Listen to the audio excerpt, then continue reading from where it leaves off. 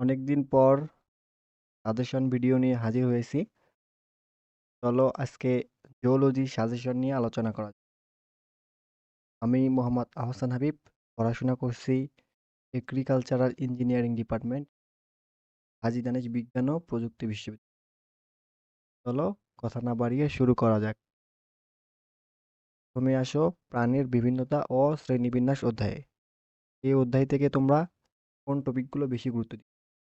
দেখো, করডাটা পর্বের বিভিন্ন শ্রেণী শনাক্তকারী বৈশিষ্ট্য বা শ্রেণীগুলোর মধ্যে পার্থক্য বা তুলনা।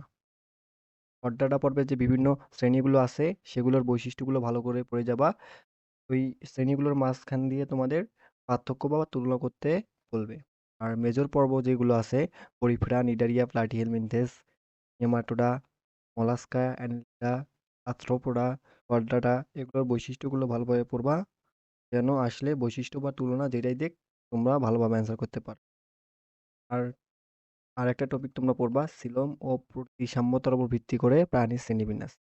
এটা দেখে যাবা, যেন আসলে আনসার করতে পারো। এবার আসো প্রাণীর পরিচিতি। প্রাণীর পরিচিতি সাধারণত ২টা সিকিউ থাকে। তোমরা যদি একটু এই অধ্যায় ভালো করে পড়ে যাও, তাহলে ২টা সিকিউই অ্যান্সার করতে পারবা। এন্ড 4 স্টার টপিকে যেগুলো আছে সেগুলো হচ্ছে হাইড্রা। হাইড্রা এর নিউরোব্লাস্ট কোষের গঠন ও প্রকারভেদ। এই এই টপিকটা তোমরা মাস্ট পড়ে যাবা। হাইড্রা থেকে যদি কোশ্চেন করে তাহলে এখান থেকে আসার সম্ভাবনা অনেক বেশি। পর্ব হচ্ছে রুই মাছের শ্বসনতন্ত্র, ফুলকরে গঠন ও বায়ুথলি। ঘাসফড়িংয়ের সংবেদী অঙ্গ, ওমাটিডিয়ামের গঠন ও দর্শন কৌশল দেখে যাবা। রেজিস্টার থেকে যে টপিকগুলো পড়বা, ঘাসফড়িংয়ের রেশনতন্ত্র, শ্বসন ও শ্বসনতন্ত্র, হাইড্রা এর মৃতজীবিতা ও শ্রম বন্টন, চলন, খাদ্য গ্রহণ ও পরিপাক। আর 2 স্টার টপিকগুলো একটু কম গুরুত্ব দিতে পারো, তবে দেখে যাইও যেন আসলে লিখতে পারো। এগুলো হচ্ছে হাইড্রা এর অন্তর্গঠন, রুই মাছের রক্ত সংবহনতন্ত্র, ঘাসফড়িংয়ের বহির্গঠন। এবার আসো পরিপাক ও পরিপাকতন্ত্র। পরিপাক ও পরিপাকতন্ত্র থেকে যে টপিকগুলো পড়বা, এটা একেবারে 5 স্টার টপিক, যা তোমাকে পড়ে যেতেই হবে। যকৃতের সঞ্চয়ী ও বিপাকীয় ভূমিকা দেখে যাওয়া মাস্ট। তারপর হচ্ছে অগ্নাশয়ের গঠন ও ভূমিকা।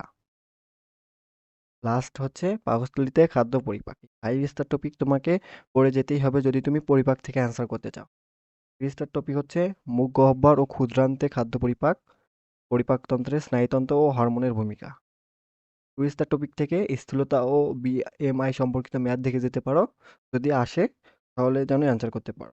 এবার আসো রক্ত ও সঞ্চালন অধ্যায়। এই অধ্যায় থেকে অ্যান্সার করার জন্য তোমাকে প্রথমে 5 স্টার টপিকগুলোকে বেশি গুরুত্ব দিতে হবে।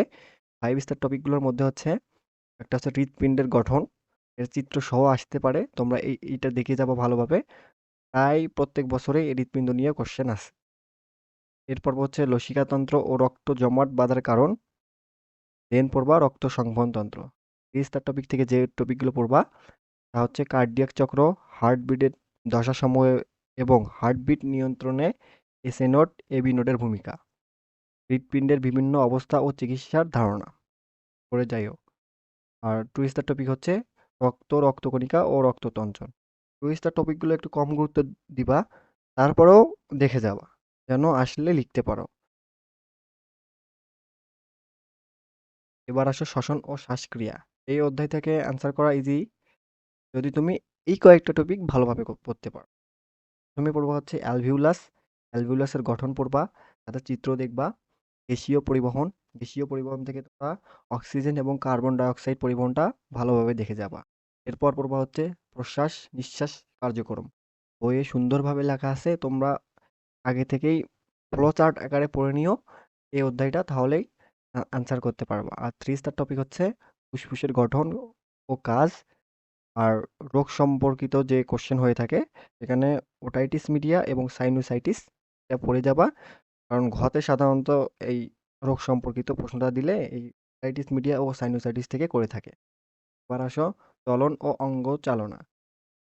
এই অধ্যায় থেকে অ্যান্সার করা ইজি, কারণ নির্দিষ্ট কয়েকটা টপিক আছে যেগুলো থেকে প্রায় কোশ্চেন হয়। 5 স্টার টপিক হচ্ছে অস্থি ও তরুণ অস্থির গঠন, বৈশিষ্ট্য ও পার্থক্য। এরপর হচ্ছে ঐচ্ছিক পেশি, অনৈচ্ছিক পেশি, হৃদপেশির পার্থক্য, ছক।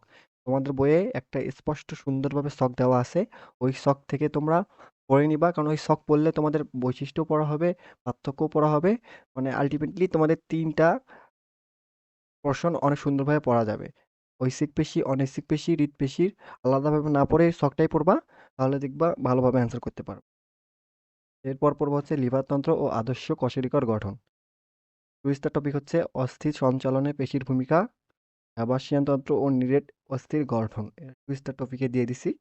মানে এই টপিকগুলো আমি 5 স্টার 2 স্টার দিয়ে দিছি, কারণ কোনটা বেশি গুরুত্ব দিবা আর কোনটা কম গুরুত্ব দিবা তাহলে বুঝতে পারবে। যেগুলো একটু 2 স্টার বা 1 স্টার দেওয়া আছে সেগুলো কম দেখে যাবা, কিন্তু না দেখে যাওয়া করি না, কারণ যদি আসে তখন লিখতে পারবা না। তখন দেখে যাবা, তখন ইজিলি অ্যান্সার করতে পারবে। এবার আসো সর্বশেষ অধ্যায়, জিনতত্ত্ব ও বিবর্তন। অনেকেই এই অধ্যায় থেকে অ্যান্সার করতে চাও, কারণ এই অধ্যায় থেকে অ্যান্সার করা ইজি হয়ে যায়, বা অনেকেরই প্রিয় এই অধ্যায়টা। তো তোমরা এই অধ্যায় থেকে প্রথমেই পড়ে নিবা হচ্ছে প্রথম ও দ্বিতীয় সূত্রের ব্যতিক্রম যেগুলো আছে সেগুলো ডিটেইলস পড়ে নিবা। ওখান থেকেই দিবে তোমাকে মেন্ডেলের ব্যতিক্রম তো মাস্ট, এই অধ্যায়ের জন্য মেন্ডেলের ব্যতিক্রম মাস্ট। তারপর পড়বো হচ্ছে লাল সবুজ বর্ণাঢ্যতা, এটা দেখে যাবা। তারপর হচ্ছে twister topic, A B O blood group and R H factor. আর সর্বশেষ বিবর্তন তত্ত্ব ও এর প্রমাণাদি দেখে যাইও, যদি আসে লিখতে পারবা। এই ছিল জুওলজি সাজেশন। জুওলজি থেকে আমি মোস্ট ইম্পর্টেন্ট টপিকগুলো দেওয়ার চেষ্টা করেছি। তো তোমরা শুধু ফলো করবা, যে টপিকগুলো দিছি স্টার অনুযায়ী দিছি, গুরুত্ব অনুযায়ী দিছি, তোমরা সেই অনুযায়ী পড়বা, না দেখে যাওয়া যাওয়া করিও না, তাহলে বিপদে পড়বা। যদি ফলো করো ইনশাল্লাহ ভালো মার্কস তুলতে পারবা। আর আমাদের ইউটিউব চ্যানেল এবং টেলিগ্রাম চ্যানেলে জয়েন থাকবা, ওখানে নিয়মিত আপডেট দেওয়া হয়, পিডিএফ নোট, গুরুত্বপূর্ণ নোট, সাজেশন পিডিএফ সব কিছুই দেওয়া। আর তোমাদের অ্যাডমিশন পর্যন্ত ভালো সাপোর্ট দিব ইনশাল্লাহ, তোমরা যদি যুক্ত থাকো তাহলে ভালো কিছু পাবা ইনশাল্লাহ। তো এই ছিল আজকের ভিডিওতে। আল্লাহ হাফেজ সবাইকে।